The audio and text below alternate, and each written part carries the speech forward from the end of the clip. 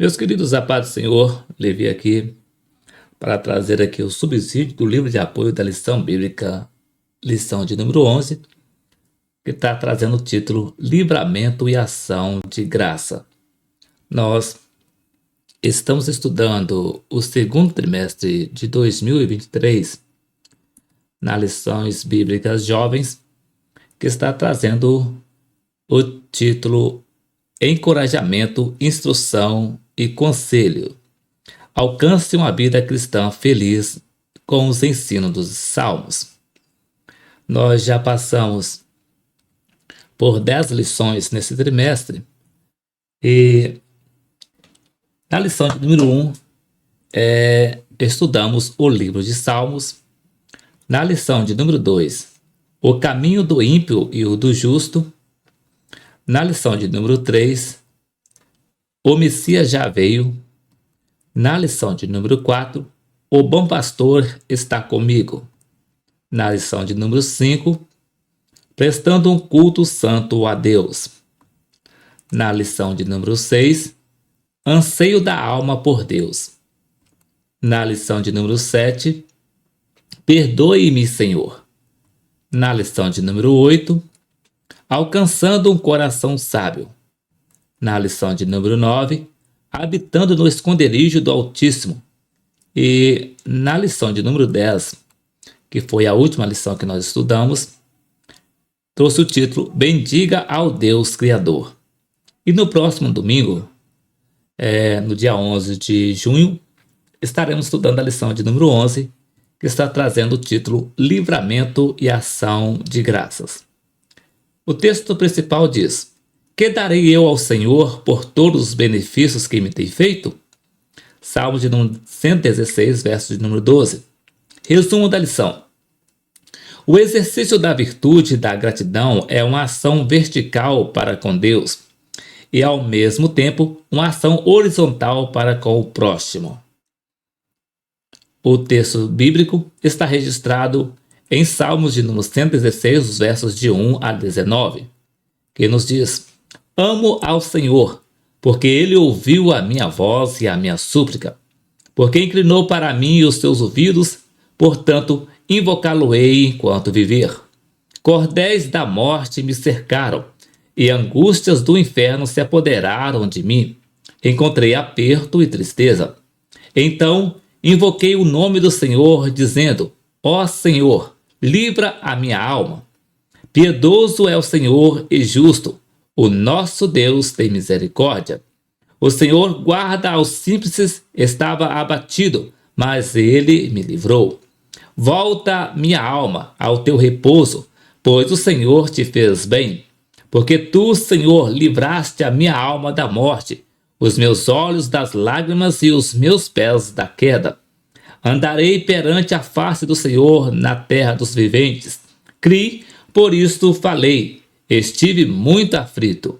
Eu dizia na minha precipitação: todo homem é mentira. Que darei eu ao Senhor por todos os benefícios que me tem feito? Tomarei o cálice da salvação e invocarei o nome do Senhor. Pagarei os meus votos ao Senhor agora na presença de todo o seu povo. Preciosa é a vista do Senhor a morte dos seus santos. Ó Senhor, deveras sou o teu servo. Sou o teu servo, filho da tua serva. Soltastes as minhas ataduras. Oferecer-te-ei sacrifícios de louvor e invocarei o nome do Senhor. Pagarei os meus votos ao Senhor, que eu possa fazê-lo na presença de todo o meu povo. Nos átrios da casa do Senhor, no meio de ti, ó Jerusalém, louvai ao Senhor. Introdução. Nessa lição estudaremos o privilégio de cultivar a gratidão em nossa vida. Veremos que, por ocasião de um grande livramento do salmista, ele propôs apresentar atos de ações de graças pelo que Deus fez em sua vida. Assim, aprenderemos que cultivar um coração grato torna a vida mais leve. A gratidão na vida de um crente revela o cultivo da humildade, pois o crente sabe que o que ele recebeu veio de Deus e não de suas próprias forças. Primeiro tópico: a súplica da alma diante do iminente perigo. Primeiro subtópico: o que é o Salmo 116? Segundo subtópico: cordéis de morte, angústia do inferno. Terceiro subtópico: invocação ao Senhor. Segundo tópico: o poderoso livramento do Senhor. Primeiro subtópico: piedoso, justo e misericordioso. Segundo subtópico: a vida pertence a Deus. Terceiro subtópico: experimentando o favor de Deus. Terceiro tópico: ação de graças como expressão no culto público. Primeiro subtópico: a virtude da gratidão. No segundo subtópico: culto público, um ambiente de gratidão. Vindo para o livro de apoio, no capítulo de número 11, que está trazendo o título Livramento e Ações de Graça, a introdução nos diz: o exercício da gratidão é uma prática encorajada nas Escrituras Sagradas. Render graças a Deus é uma forma de reconhecer a sua soberania, o seu amor e cuidado sobre nossas vidas. A gratidão também é uma forma de o crente expressar a fé paciente em Deus e que, mesmo diante dos desafios da vida, em tudo se mostra confiante na misericórdia divina e na sua infalibilidade. Neste salmo, o salmista expressa a gratidão pelo livramento da morte, bem como em razão do cuidado divino em circunstâncias extremamente difíceis em que o amparo humano mostra-se improfícuo. O coração do salmista, entretanto, encheu-se de gratidão pela fidelidade do Senhor, que não o deixou desamparado. Ainda nesse salmo, veremos algumas qualidades de Deus que ele torna conhecidas mediante a experiência do crente. O Senhor é piedoso, justo e misericordioso e preserva a aliança selada com os seus servos. Diante dele há um memorial entre os que o servem e os que não o servem, conforme registra Malaquias capítulo 3, versículo 16. Nesse mesmo sentido, o crente experimenta o que é a fidelidade de Deus ao invocá-lo nos momentos mais difíceis, até mesmo diante da experiência de quase morte. É nessas horas que o crente compreende que o fôlego de vida está nas mãos de Deus, o Senhor. E por fim, o salmista encerra a última etapa desse salmo expressando publicamente a gratidão a Deus. Ele pergunta retoricamente: que darei ao Senhor por todos os benefícios para comigo? Na Nova Almeida Atualizada, no Salmo 116, verso 12. Em resposta, o salmista promete participar do cálice da salvação, invocar o nome do Senhor e cumprir os seus votos a Deus publicamente. O seu exemplo ensina-nos que devemos testemunhar o quanto o Senhor é bom, bem como tornar o seu nome conhecido. Dessa forma, preservaremos um ambiente de gratidão com nossos irmãos de congregação. Primeiro tópico: a súplica da alma diante do iminente perigo. O exercício da oração é uma prática apresentada de forma contínua tanto no Antigo Testamento quanto no Novo Testamento. No Antigo Testamento, desde Abraão até os reis que assumiram os tronos dos reinos de Israel e Judá, a oração fazia-se presente como forma de consultar a Deus para obter-se um direcionamento ou mesmo invocá-lo com o fim de alcançar algum livramento. No Novo Testamento, a prática da oração fazia parte do ministério de Nosso Senhor Jesus, bem como do dia a dia da igreja primitiva, conforme cita Atos capítulo 2. Nesse mesmo sentido, o salmista relata a sua experiência com os caos e enaltece ao Senhor pela sua súplica a haver sido respondida. Ele utiliza-se das expressões cordéis de morte e angústias do inferno, na tentativa de ilustrar os sentimentos que dominavam as suas emoções em um dos momentos mais difíceis da sua vida, quando a certeza da morte pairava na sua mente. E por fim, agradece a Deus que não o deixou morrer, mas respondeu o seu clamor em tempo oportuno. Primeiro subtópico: o que é o Salmo 116? O Salmo de número 116 constitui-se um grupo de salmos conhecidos basicamente como salmos de adoração pública, também denominado como o de Hallel, que significa louvor. Ou seja, os salmos 113 a 118.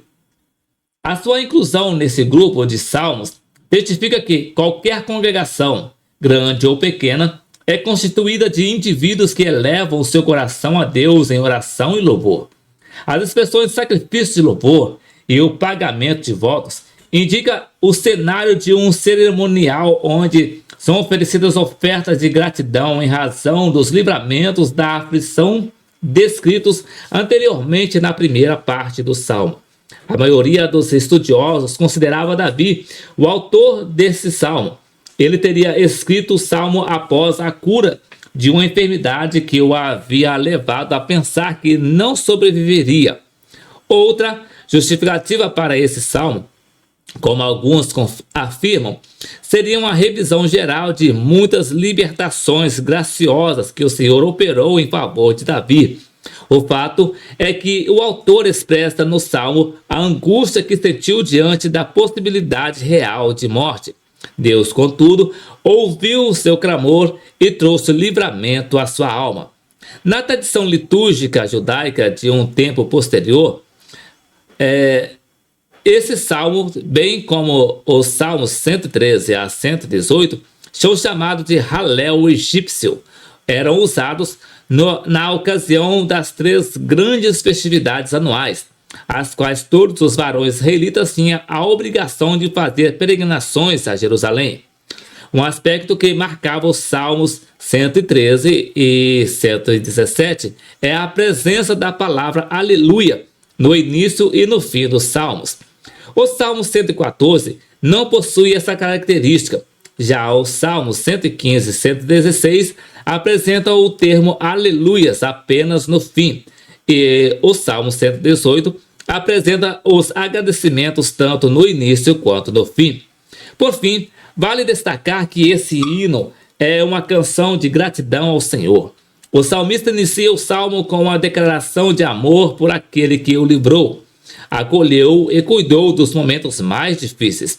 Nesse salmo, os seus leitores podem extrair lições importantíssimas no que diz respeito ao relacionamento com Deus. Dentre tantas, destaca-se as lições sobre a gratidão a Deus pela sua fidelidade e a declaração amorosa do salmista ao Senhor como expressão do desejo fervoroso de permanecer na presença dele.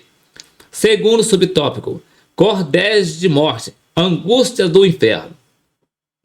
Uma das características que marcam o Salmo de número 116 é a grande quantidade de palavras que expressam as emoções do salmista.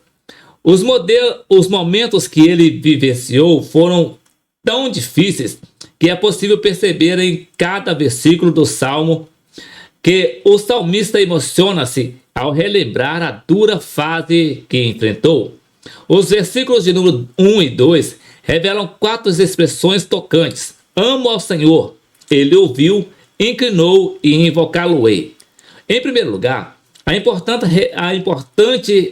importante ressaltar que essas palavras revelam o amor do salmista pelo Senhor. Isso porque ele passou uma experiência e que precisou invocar a Deus. E este o ouviu e inclinou-se atendendo a sua oração. Amar o Senhor e declarar para ele um amor não fingido remete-nos a lembrar as palavras do Senhor Jesus quando esteve na casa de Simão. Naquela ocasião, uma pecadora aproximou-se dele, molhou os seus pés com lágrimas e enxugou-os com os seus cabelos. Em contrapartida, Simão nem sequer tratou o seu visitante com o devido respeito, pois não ungiu a sua cabeça com óleo. Jesus declarou: por isso afirmo a você que os muitos pecados dela foram perdoados, porque ela muito amou, mas aquele a quem pouco se perdoa, pouco ama, conforme registra Lucas capítulo 7, versículo 47. Observe as palavras de Jesus quanto ao amor a Deus, demonstrado pela mulher pecadora. Aquele que muito experimentou do pecado, certamente muito sofreu em razão dele. Este, quando alcança a verdadeira fé e o arrependimento, sabe que o perdão de Deus livrou de um mar de sofrimentos. Por esse motivo, tem maior razões para dedicar a sua vida e amar e temer aquele que o salvou. Semelhantemente, o salmista entendeu a grandiosidade da misericórdia de Deus manifestada em seu favor. Deus verdadeiramente escuta a oração do aflito e não fecha os seus ouvidos para o clamor dos pobres, conforme menciona Salmo de número 10, versículo 17. Desta forma, somos encorajados a nunca esmorecer ou a desacreditar que o Senhor atenderá às nossas petições. A experiência do salmista foi provavelmente uma experiência de quase morte. As duas expressões cordéis de morte e angústias do inferno certamente se referem ao mesmo episódio de quase morte do salmista. Nesse sentido, todas as possibilidades humanas esgotaram-se. Não havia nada do ponto de vista humano que o salmista pudesse fazer. A única coisa possível era invocar ao Senhor. Terceiro subtópico: invocação ao Senhor. A oração é uma prática milenar muito presente na história do povo de Deus, tanto no Antigo quanto no Novo Testamento. Dependendo da ocasião, a oração assume finalidades e, por consequente, classificações diferentes. No Novo Testamento, mais especificamente na carta de Paulo a Timóteo, o apóstolo admoesta a que se façam deprecações, orações, intercessões e ações de graças por todos os homens, conforme menciona 1 Timóteo capítulo 2, versículo 1. Aqui, uma das classes de orações que merece destaque é a súplica. De acordo com o dicionário bíblico Clive, a súplica diz respeito a humilde e sincera solicitação ou petição, como aquela que se faz de joelhos. Os substantivos hebraicos terrinia e tahanumi significam súplicas por graça e derivam da raiz do verbo hanan, ser bondoso, mostrar favor, que quer dizer procurar favor. A palavra grega denses significa súplicas ou humildade, solicitação ou humilde solicitação. Nesse sentido, a súplica denota um tipo de oração que envolve uma postura significativa de humildade por parte do suplicante, com o fim de admitir a sua condição de impotência diante da dificuldade. Somente alguém com poder e autoridade sobre as circunstâncias pode mudar o quadro da situação. É aquele momento em que o pecador clama por perdão divino e suplica a sua misericórdia, humilha-se diante do Senhor e invoca-o pela sua oração. É a atitude de Ezequias, por exemplo, quando da ocasião em que a sua morte havia sido anunciada pelo profeta Isaías. A Escritura narra que o rei deveria preparar a sua casa, pois a morte era certa. Entretanto, a súplica do rei e o seu clamor pela continuidade dos seus anos de vida foram atendidos, e o Senhor ordenou que o profeta retornasse à câmara do rei e anunciasse que ele viveria mais 15 anos de vida, conforme menciona Isaías capítulo 38, versículo de 1 a 5. No contexto do Salmo de número 116, o salmista suplicou ao Senhor de forma humilde, reconhecendo a sua fabilidade, limitação e inclinação humana diante dele.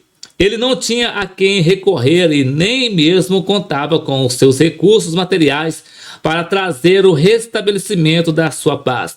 Assim sendo, invocar ao Senhor por meio da súplica era a expressão mais íntima e sincera do salmista diante da complexidade do momento que estava vivendo. Segundo tópico: o poderoso livramento do Senhor. Essa parte dos Salmos elenca algumas características do caráter de Deus. Ele é piedoso, justo e misericordioso. O Senhor jamais age de maneira contrária à sua natureza, ou seja, ele não age de maneira ímpia, injusta nem odiosa. A Bíblia ressalta que o Senhor confia os seus segredos aos que o temem, aos quais ele dará a conhecer a sua aliança, conforme Salmos de número 25, verso 14. Isso significa que Deus deseja revelar-se aos que o buscam. Muitas vezes, o cuidado de Deus mostra-se mais notório nos momentos de intempéries ou calamidades, em razão de que é nessas ocasiões que nos aproximamos mais do Senhor por meio da oração. Esse exercício de fé é importante para deixar claro que a vida com Deus é uma vida de experiências verdadeiras. Nessa perspectiva, o salmista experimenta o favor de Deus e tem a plena convicção de que a sua vida é moldada, traçada e estabelecida pelo Deus vivo. Primeiro subtópico: piedoso, justo e misericordioso. A experiência do salmista com Deus não se resumiu a uma experiência de poder, mas incluía também uma experiência bem de conhecimento sobre o caráter de Deus. O profeta Oséias afirma que nosso conhecimento sobre Deus é progressivo, isto é, conheçamos e prossigamos em conhecer o Senhor, conforme registra Oséias capítulo 6, versículo 3. Deus não se revela plenamente ou de forma imediata aos seus servos. Conhecer o Senhor requer, além de um profundo conhecimento da sua palavra, desfrutar de um relacionamento diário com ele. À medida que o salmista vivenciou uma fase de sofrimento significativo, o Senhor fez dessa situação confusa uma oportunidade para revelar ao salmista as qualidades do seu caráter. O Senhor é piedoso, justo e misericordioso. Compassivo, ele guarda os simples. Essa afirmativa é mais bem traduzida como protege os inocentes. Quando o salmista achava-se abatido a ponto de deparar-se com a morte, ele encontrava a ajuda do alto. Em outras palavras, sempre que Deus se revela em meio às dificuldades enfrentadas pelos homens, ele também exerce a sua justiça, ou seja, o sofrimento humano não será permanente. O salmista é encorajado a confiar na providência de Deus para a sua situação. Ainda nesta parte do salmo, o salmista enaltece as qualidades morais de Deus. Os versículos 5 e 6 destacam a piedade, a justiça e a misericórdia. Essas qualidades estão intrinsecamente ligadas, haja vista que essas palavras reúnem numa unidade, o amor e a justiça. O amor cuida, mas também é moralmente correto. E a misericórdia é um companheiro natural das suas virtudes. O salmista exaltou as qualidades morais de Deus, não meramente por causa da sua bondade aos homens mediante atos beneficentes, mas sim para enaltecer a essência de Deus. Ele é bom em todo o tempo. Naum capítulo 1, versículo 7. No hebraico simples é Petran, que algumas versões traduzem por pequeninos. Estão em pauta os mansos e humildes de coração, homens simples e não sofisticados, não perseguidos pelo complexo do ego e por desejos egocêntricos, nem homens espertos, planejadores de toda espécie de males. Por fim, vale dizer mais uma vez que o Senhor está com os olhos sobre os seus servos humildes. Para os que amam o Senhor, a promessa é de livramento no dia da angústia, abundância de dias e conhecimento da salvação do Senhor, conforme menciona Salmos 91, os versos 14 a 16. Segundo subtópico, a vida pertence a Deus. A confiança no livramento do Senhor levou o salmista a aprender algumas lições indispensáveis. A primeira lição que vale a pena destacar é sobre o domínio do Criador sobre a vida. O salmista encontrava-se num estágio de quase morte, só que a misericórdia e a bondade do Senhor revelam-se diante do seu clamor penitente. O versículo de número 8 enfatiza que o Senhor livrou a alma do salmista da morte. A alma do hebraico nepes é traduzida nesse salmo como vida, propriamente dita, que é preservada pela vontade de Deus. O Senhor continua a ter o domínio sobre todas as coisas, e o salmista experimenta essa verdade. A Bíblia também enfatiza que o fôlego dos homens está nas mãos de Deus, conforme registra Jó, capítulo 12, versículo 10.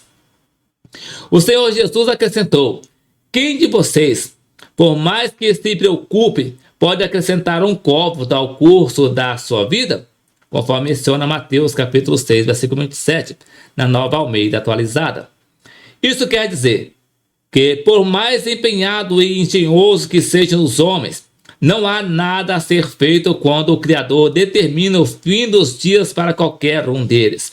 Não há nada como se esconder da face do Senhor, muito menos do cumprimento da sua vontade. É exatamente essa verdade que o salmista experimentará e relatará nesse salmo. Ainda no versículo de número 8, ele acrescenta que o Senhor livrou os seus olhos das lágrimas e os seus pés da queda. O livramento das lágrimas representa a alegria de viver em substituição à tristeza ocasionada pelo pavor da morte. Os pés livres da queda ressaltam que o desassossego causado pelos inimigos foi superado pela boa mão do Senhor agindo em seu favor. O versículo de número 9 está em plena harmonia com o versículo de número 15, em que a expressão andarei perante a face do Senhor coaduna com a frase preciosa é a vista do Senhor a morte dos seus santos. Deus revela tanto por nossa vida a ponto de participar ativamente de nossa vitória, de nossa história. Por isso, não somos deixados ao acaso.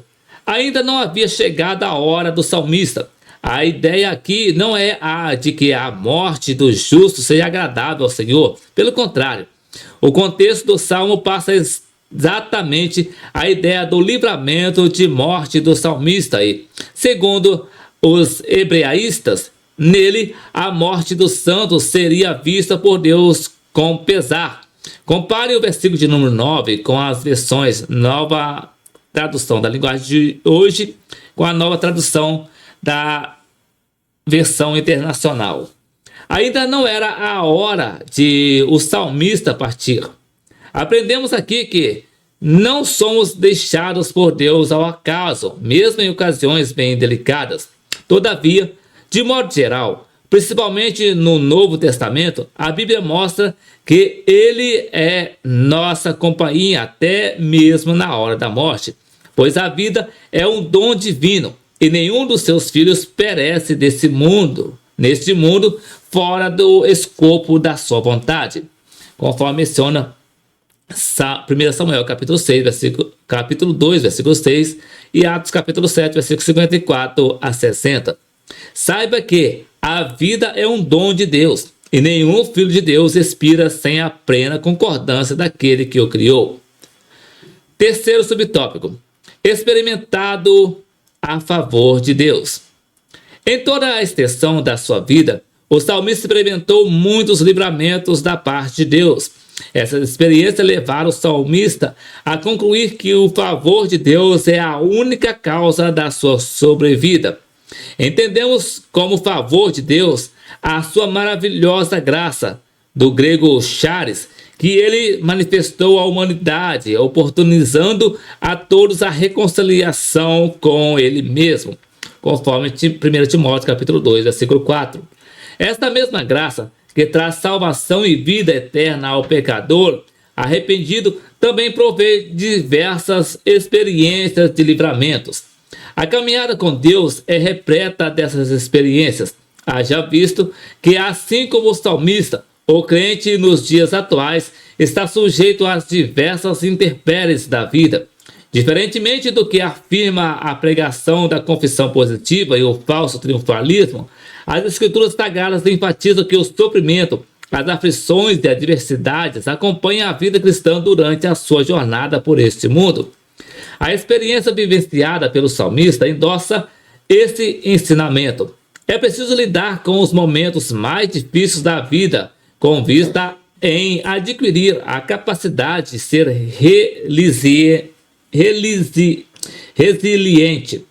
A frustração do salmista é superada pela bondade e misericórdia de Deus.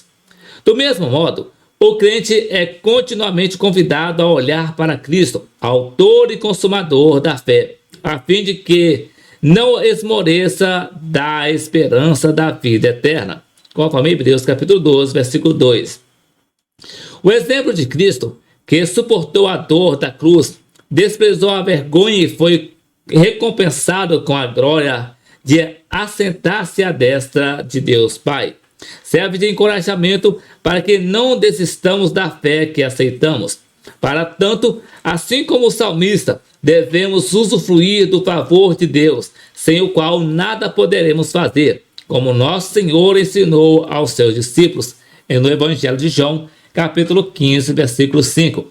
Após aprender preciosas lições em razão da sua experiência difícil, o salmista pode agora testemunhar que o Senhor é bom. Ele declara no versículo de número 12: que darei eu ao Senhor por todos os benefícios que me tem feito? Essa pergunta é uma retórica poética utilizada pelo salmista. Não se trata de uma pergunta que o salmista não sabe a resposta.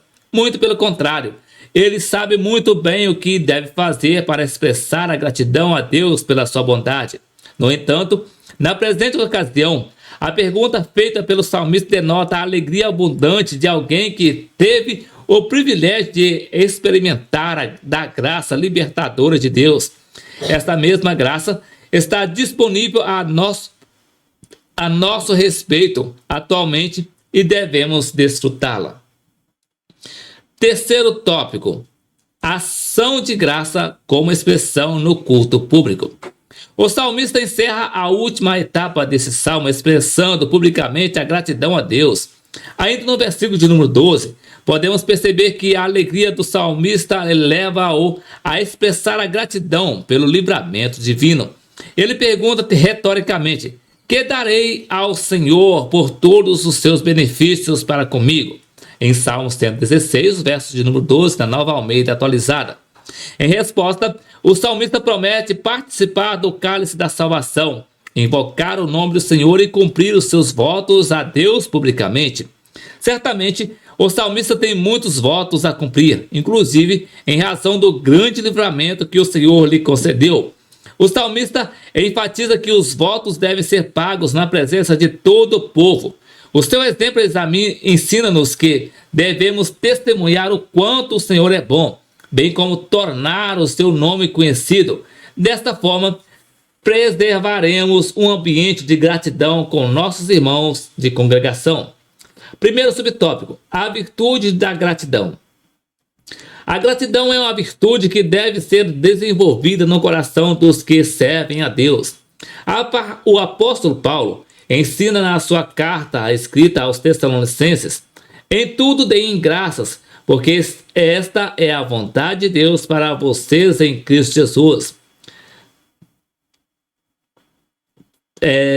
Tessalonicenses, aliás, capítulo 5, versículo 18. 1 Tessalonicenses. Noutra oportunidade, agora aos Efésios, o apóstolo admoesta: dando sempre graças por tudo a nosso Deus e Pai, em nome de nosso Senhor Jesus Cristo. Efésios capítulo 5, versículo 20. Com isso, podemos perceber que a gratidão é bíblica e sempre fez parte dos princípios doutrinários deixados à igreja por intermédio dos apóstolos dos gentios. No caso do salmista, ele tem razões de sobra para expressar a gratidão ao Senhor e, por esse motivo, pergunta no versículo de número 12: que darei eu ao Senhor? Os detalhes ponderados nos versículos seguintes apresentam um cenário de cerimonial judaico. Após a cura de uma enfermidade, a pessoa deveria apresentar-se no templo para oferecer as libações de gratidão e purificação. Conforme discorre Champlin, o procedimento no templo era feito da seguinte forma: primeiro, o homem vai ao templo. Ele pode estar acompanhado por amigos que tinham seguido de perto o seu caso. ele leva um animal para ser sacrificado. Segundo, o sacrifício do animal é efetuado, bem como uma libação. Terceiro, o homem cumpre os votos anteriormente tomados, tanto quanto é possível fazê-lo dentro do terreno do templo. Talvez ele traga outros animais para serem sacrificados, ou dinheiro ou algum cereal. Ele tem votos a pagar ali. Quarto, há cânticos e regozijos. Os sacerdotes e membros da comunidade se juntam a ele. Os levitas, músicos, participam dos cânticos e tocam seus instrumentos, conforme menciona 1 Crônicas, capítulo 25. Quinto, ele ergue o cálice da salvação, isto é, uma libação de vinho derramado sobre um vaso perto do altar. É importante destacar que o salmista não resume a sua gratidão ao cumprimento de rituais de libações em conformidade com a lei. Ele dispõe-se a cumprir os cerimoniais na presença de outras pessoas com o fim de testemunhar que o Senhor é bom. O coração do salmista transborda de gratidão a Deus pela grande fidelidade do Senhor quando agiu em seu favor. Segundo subtópico, culto público, um ambiente de gratidão. O oferecimento de sacrifícios de animais e libações a Deus eram rituais de gratidão muito presentes no Antigo Testamento. Os reis Davi e Salomão, por exemplo, faziam dessa prática um exemplo contínuo nos seus respectivos reinados. Entretanto, quem se aproxima de Deus para oferecer qualquer oferta ou sacrifício sabia bem que tais práticas seriam inúteis se não fossem realizadas com a intenção de alcançar o coração de Deus, o Senhor. Davi, por exemplo, experimentou na vida que os sacrifícios de animais e os holocaustos são insuficientes para agradar a Deus, e se não houver, de fato, um coração quebrantado e contrito na presença dele, conforme menciona Salmos 51, versos 16 e 17. Não foram poucas as ocasiões que o Senhor repreendeu o seu povo por desprezar os cerimoniais ordenados na lei. O povo de Israel apresentava-se por muitas vezes diante de Deus apenas para cumprir os compromissos litúrgicos.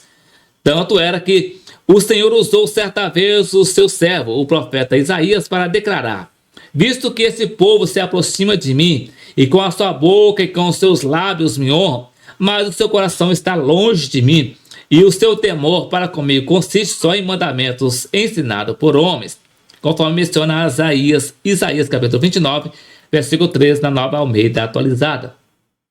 A ausência de comprometimento com a prática da lei era uma ferida aberta na adoração a Deus praticada por Israel.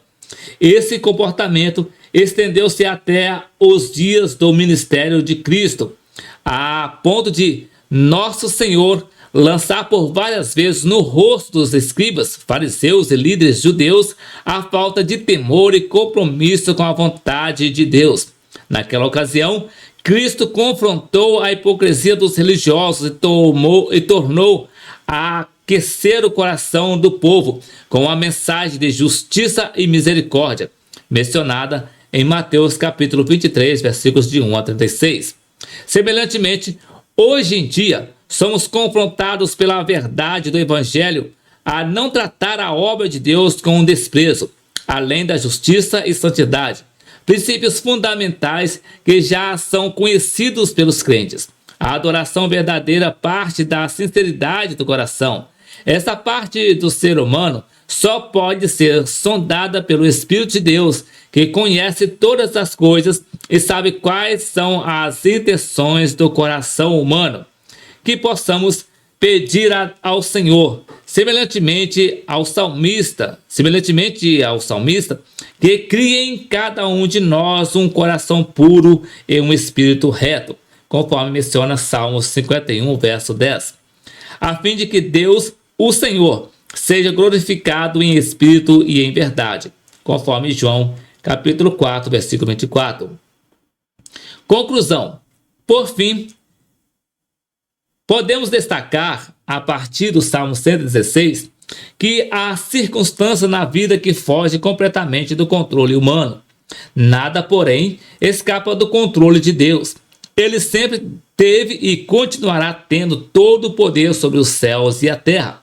Cabe aos que o servem e desejam adorá-lo com um coração sincero assumirem uma postura de gratidão. Esta virtude deve ser nutrida em nossa vida cristã. Diga-se de passagem, a gratidão deve ser praticada não apenas em relação a Deus, mas também em nossa relação com o próximo. Deus tem uma forma peculiar de usar pessoas como instrumentos de bênção para abençoar-nos. Reconhecer esse fato e aprender a agradecer às pessoas o favor recebido são uma forma de agradecer a Deus pela sua fidelidade, bem como uma demonstração de humildade para com o nosso próximo. Você tem tido uma atitude de gratidão a Deus e às pessoas que foram instrumentos de bênção para a sua vida? Experimente trocar as murmurações, as críticas e a irritabilidade com as coisas que você não pode controlar pela perspectiva da gratidão. Creia nisso. A vida ficará muito mais leve. Não por acaso o apóstolo Paulo declarou: porque já aprendi a contentar-me com o que tenho, conforme menciona Filipenses capítulo 4, versículo 11. Isso só é possível por meio de um estilo de vida que cultiva a virtude da gratidão. A conclusão da lição nos diz: você tem tido uma atitude de gratidão a Deus? Quais pessoas foram instrumentos de bênçãos para a sua vida? É preciso trocar as murmurações, as críticas e a irritabilidade com as coisas que não temos domínio pela perspectiva da gratidão. Creia nisso, a vida fica muito mais leve. Não por acaso o apóstolo Paulo declarou: porque já aprendi a contentar-me com o que tenho. Filipenses capítulo 4, versículo 11. Isso só é possível por meio de um estilo de vida que cultive a virtude da gratidão. Então, meus queridos, esse aqui foi o subsídio do livro de apoio da lição de Bíblica Jovem, lição de número 11, que trouxe o título Livramento e Ação de Graça.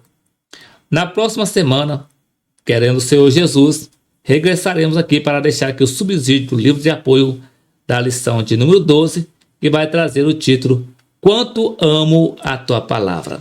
Então, que Deus em Cristo abençoe a sua vida e até o próximo vídeo, querendo o Senhor Jesus.